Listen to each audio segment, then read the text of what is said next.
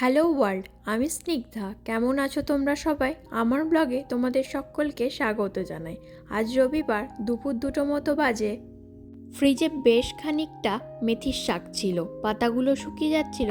সেটাকে রসুন আর শুকনো লঙ্কা ফোড়ন দিয়ে রান্না করে রাখলাম। গতকালকে তেমন কোনো কাজ ছিল না, তাই রান্নাঘরটা ভালো করে ক্লিন করে নিয়ে অনেকগুলো কন্টেনার ধুয়ে পরিষ্কার করে সেগুলোতে জিনিস ফিল করাও হয়ে গেছে, আর কিছুটা বাকি আছে, সেগুলোই এখন করছি। ও তোমাদেরকে তো বলাই হলো না, আজকের ডিনারটা সমুদ্র বানাবে। আমি মেনুটা বলে রাখি: গ্রিল চিকেন, ম্যাশড পটেটো, সঙ্গে সটে অ্যাসপারাগাস। তোমাদের সঙ্গে তো রেসিপিগুলো অবশ্যই শেয়ার করব। যা যা ইনগ্রিডিয়েন্টস লাগবে সমস্তটাই বাড়িতে আছে, শুধুমাত্র মেন ইনগ্রিডিয়েন্টস দুটোই নেই, চিকেন আর অ্যাসপারাগাস। সেটা আনতেই সমুদ্র এখন বাজারে গেছে। এই নুন চিনির কন্টেনারগুলো আমি সবসময় হাফ ফিল করি। এগুলো এয়ারটাইট কন্টেনার হলেও নুন চিনিটা বেশি দিন থাকলে দলা পাকিয়ে যায়, বিশেষ করে চিনিটা। এখানে তো চিনির দানাটা পাওয়া যায় না, সব জায়গাতেই এই গ্রাইন্ডেড চিনিটা পাওয়া যায়। এবার অয়েলগুলো পোর করে নিচ্ছি, একটা অলিভ অয়েল, একটা মাস্টার্ড অয়েল। এই দুটো অয়েলই বেশি ইউজ করি। সানফ্লাওয়ার অয়েলটা শুধুমাত্র ডিপ ফ্রাই করার জন্য ইউজ করি। আমি চটপট কাজগুলো শেষ করার চেষ্টা করছি, কারণ সমুদ্র এলেই ওকে কিচেনটা হ্যান্ড ওভার করে দিতে হবে। এই হলুদ গুঁড়োটার এত বেশি কালার, একটু দিলেই অনেক কালার হয়ে যায়, তাই এই বক্সটা শেষই হতে চায় না। নুন চিনির কৌটোগুলো তো এখানেই থাকে, তোমরা দেখেছো। তাই নুন হলুদের কৌটোগুলো ওখানে রাখার আগে একটু পেপার টাওয়েল দিয়ে মুছে নিলাম। এই জায়গাটা তো গোছানো হয়ে গেছে, এবার বাকি জিনিসগুলো তাদের নিজের জায়গায় রেখে দিই। সমুদ্র বাজার নিয়ে বাড়ি ফিরে গেছে। এখানকার সুপার মার্কেটগুলোতে স্কিনলেস হোল চিকেন পাওয়া যায় না। সমুদ্র একটা উইথ স্কিন হোল চিকেন নিয়ে এসেছে, সেটা এখনও বাড়িতেই কাটবে। আমি যেহেতু হোল চিকেন কাটতে পারি না, তাই আমাদের বাড়িতে চিকেন আনলে সমুদ্র চিকেনটা কেটে একটা বক্সে ভরে ফ্রিজে রেখে দেয়। আমার টাইম মতো আমি রান্না করে নিই। এই দেখো, চিকেন কাটার প্রিপারেশন নেওয়া হয়েছে। এই চিকেনটা 1 কেজি 200 গ্রাম মতো ওয়েট আছে। স্কিনটা ছাড়ানো হয়ে গেছে, এরপর এটাকে দুটো ভাগে ভাগ করে নেবে। এই রেসিপিটা রেস্টুরেন্টে সবসময় ছোট হোল চিকেন দিয়ে বানানো হয়। আমরা একটু বড় চিকেন নিয়েছি, তাই দুটো ভাগ করে নিলাম। লেগ পিসগুলোর একদম শেষের দিকের মাংসটা একটু করে কেটে নিতে হবে, নইলে মাংসটা এক জায়গায় টেনে নিয়ে শক্ত হয়ে যাবে। চিকেনটাতে 1 থেকে 1.5 ইঞ্চি করে স্কোর করে নিচ্ছে, তাতে ম্যারিনেট করার পর মশলাগুলো খুব সুন্দর ভেতরে ঢুকে যাবে। প্রথম ম্যারিনেশনটাতে লাগবে অর্ধেকটা পাতিলেবুর রস। এরপর দেবে নুনটা তোমাদের টেস্ট অনুযায়ী দিও। এরপর দেবে হলুদের গুঁড়ো আর কাশ্মীরি লঙ্কার গুঁড়ো। কাশ্মীরি লঙ্কার গুঁড়োটা একটু বেশি হলে কালারটা খুব সুন্দর আসে। এরপর এটার মধ্যে অ্যাড করবে 4 টিস্পুন আদা কাঁচা লঙ্কা বাটা, 4 টিস্পুন রসুন বাটা। ফার্স্ট ম্যারিনেশনের জন্য সমস্ত কিছু দেওয়া হয়ে গেছে, এবার এটাকে ভালো করে মাখিয়ে নিতে হবে। মশলাটা যেমন সব জায়গায় ইভেনলি স্প্রেড হয়ে যায়। মশলাগুলো দিয়ে চিকেনটা খুব সুন্দর করে মাখানো হয়ে গেছে। এরপর প্লাস্টিক র্যাপ দিয়ে মুড়িয়ে 2 ঘন্টার জন্য ফ্রিজে রেস্টে রেখে দেবে।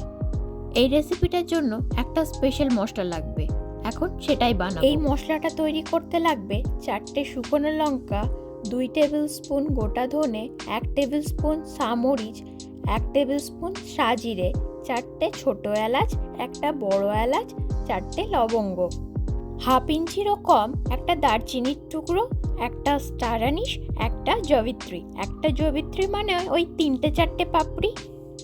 এই মশলাটার মেন ইনগ্রেডিয়েন্টস এখন সবার শেষে অ্যাড করছি, সেটা হচ্ছে পাত্থার কা ফুল।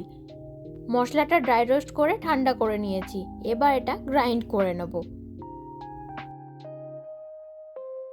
এরপর একটা ড্রাই মিক্স বানাবো। একটা প্যানের মধ্যে 2 টেবিল স্পুন বেসন, হাফ টিস্পুন জোয়ান আর কিছুটা কাস্তুরি মেথি দিয়ে ড্রাই রোস্ট করব। একদম লো ফ্লেমে এটাকে রোস্ট করতে হবে, নইলে তলাটা লেগে যাবে। এরপর গ্যাসের ফ্লেমটা অফ করে এর মধ্যে 1 টিস্পুন কাশ্মীরি লঙ্কার গুঁড়ো অ্যাড করে দেব। বেসনের মিক্সটা নিয়ে নিয়েছি।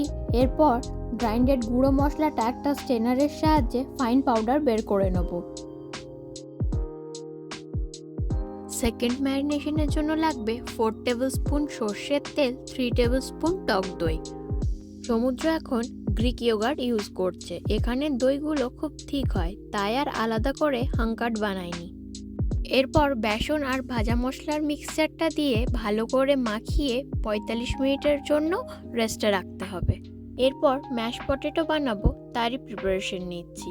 একটা আলু 4টে ভাগে কেটে নিয়ে খোসা শুদ্ধ সেদ্ধ করতে বসিয়ে দিয়ে আলুটা সেদ্ধ হতে হতে আমি অ্যাসপারাগাসগুলো কেটে নেব। অ্যাসপারাগাস রান্না করা খুবই সহজ, যারা ডায়েট করছে তাদের জন্য এই সবজিটা খুবই ভালো। এয়ার ফ্রাইও করা যায়, আবার সটেও করা যায়। আজকে আমি সটে করব।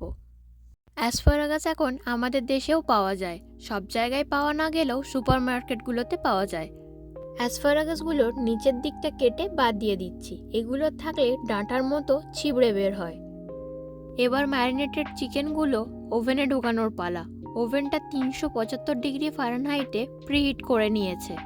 এরপর সেম টেম্পারেচারে 35 মিনিট হবে। এটার জন্য আলুটা এখানে স্ম্যাশ করে নিয়েছে, সাথে গার্লিক চপ করে নিয়েছে, আর এই যে সবুজ পাতাটা দেখছো এটা হচ্ছে চাইভস। চাইভস তো সব জায়গায় পাওয়া যায় না, তাই এটা স্প্রিং অনিয়ন দিয়েও বানানো যায়। সাথে লাইট ক্রিম আর বাটারটা বের করে রেখেছি।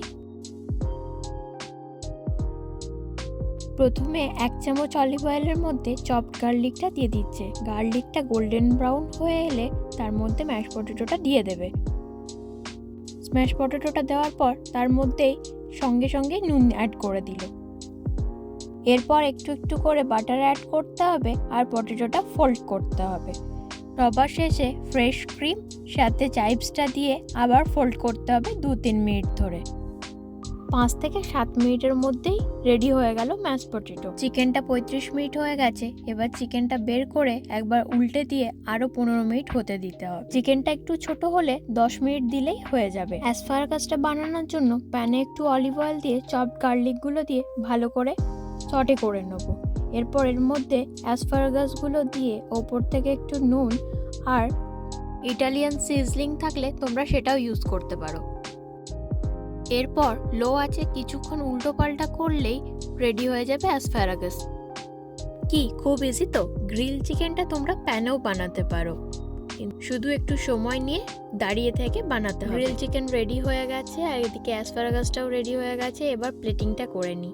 এই দেখো আমি সুন্দর করে প্লেটিং করেছি। আজকে রান্নাটা সমুদ্র করেছে, আমি শুধু হেল্প করেছি, তাই প্রথমে আমাকে টেস্ট করানো হচ্ছে। সত্যি কথা বলতে অসাধারণ হয়েছে খেতে। আজকের ব্লগটা এই অবধি। যদি ভালো লেগে থাকে তাহলে লাইক, কমেন্ট, শেয়ার করতে ভুলো না জানো। আর হ্যাঁ, ফেসবুকে আমার পেজটা ফলো করে দিও। ডেসক্রিপশনে আমি লিঙ্কটা শেয়ার করে দেবো। আবার দেখা হচ্ছে নতুন একটা ব্লগে। ততক্ষণ টাটা।